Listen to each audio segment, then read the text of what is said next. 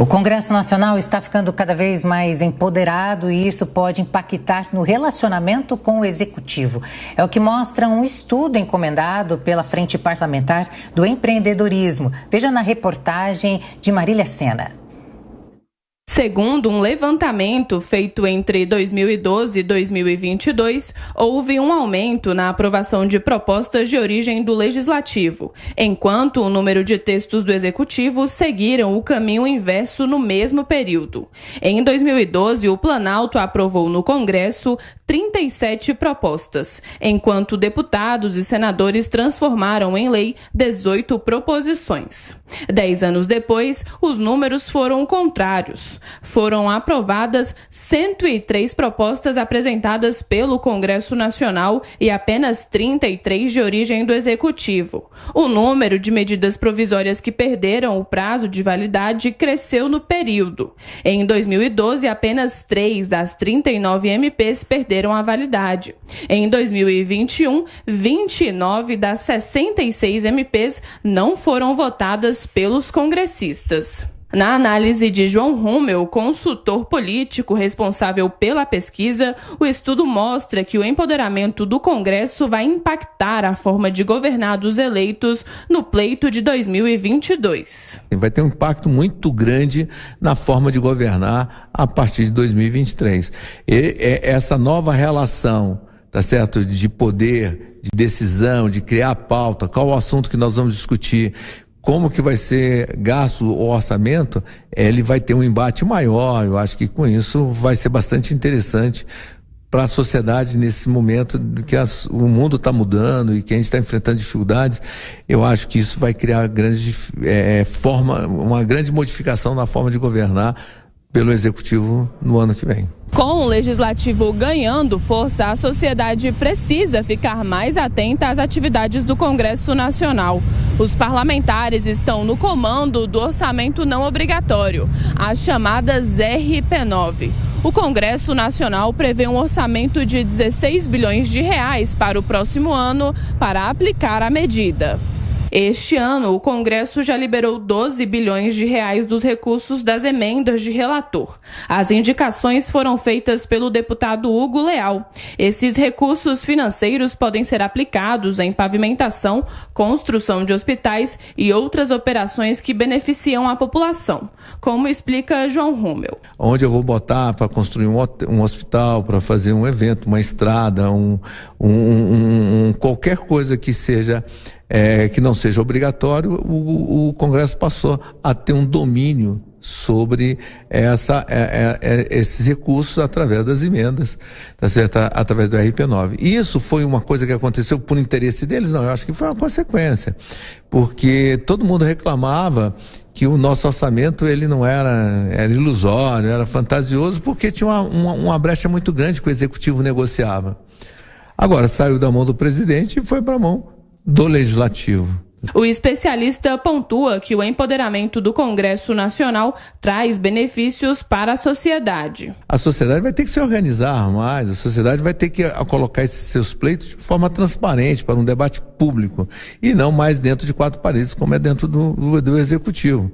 Então eu acho que isso é um amadurecimento da nossa democracia. Agora, precisamos analisar as consequências disso, como se regulamenta isso que já está acontecendo para melhorar toda a transparência, todo esse conjunto de ações e como que a sociedade vai se demandar e vai se debater sobre as políticas públicas. As novas relações de poder também vão atingir os partidos políticos que precisam movimentar para sobreviver no empoderamento do Legislativo.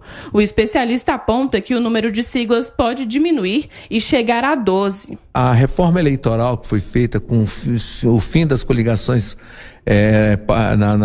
na eleição proporcional vai diminuir a quantidade de partidos. Na minha conta, eu acho que por volta de 12 partidos só vão continuar.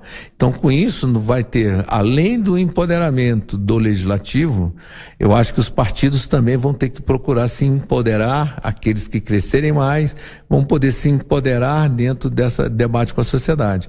Eles vão ter que criar uma identidade também para mostrar para a sociedade o que eles pensam e o que eles vão fazer. O recesso legislativo, que começou no dia 17 de julho, acaba neste domingo, dia 31. Os parlamentares terão uma semana de esforço concentrado do dia 1º de agosto ao dia 5. Na pauta estão a análise de textos de medidas provisórias com o prazo de validade apertado e vetos do presidente Jair Bolsonaro, entre outros projetos pendentes.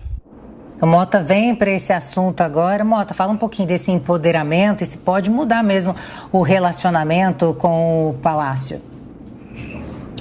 A princípio, esse fenômeno que está sendo chamado de empoderamento parece uma coisa positiva, né? Porque a função do Congresso é, primariamente, fazer leis, criar legislação. Mas ainda assim, a gente tem que observar o excesso de leis. Acho que o Congresso ainda faz muita lei. O Brasil é um país que tem leis demais, um excesso também de PECs, né? Quase tudo precisa de uma emenda constitucional. Essa questão das emendas de relator é uma questão importante, mas não só as emendas de relator. Eu acho que as emendas, de uma forma geral, precisam ser melhor debatidas, pensadas, né? Até que ponto esse é um sistema bom? É lógico que o parlamentar, ele, como tem proximidade com as suas bases, ele sabe os locais onde são necessários recursos. Mas é lógico que esse sistema também se presta muito facilmente à troca, né, de apoio político, à troca de votos por destinação de emendas. Agora, isso é um desafio da democracia, a gente tem que ser justo. Isso acontece na maioria dos outros países também.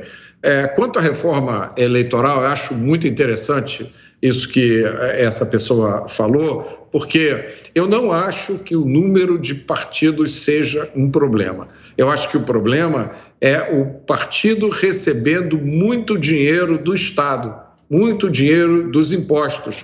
A gente está vendo que nessa eleição, por exemplo, há partidos com mais de R$1 bilhão em caixa.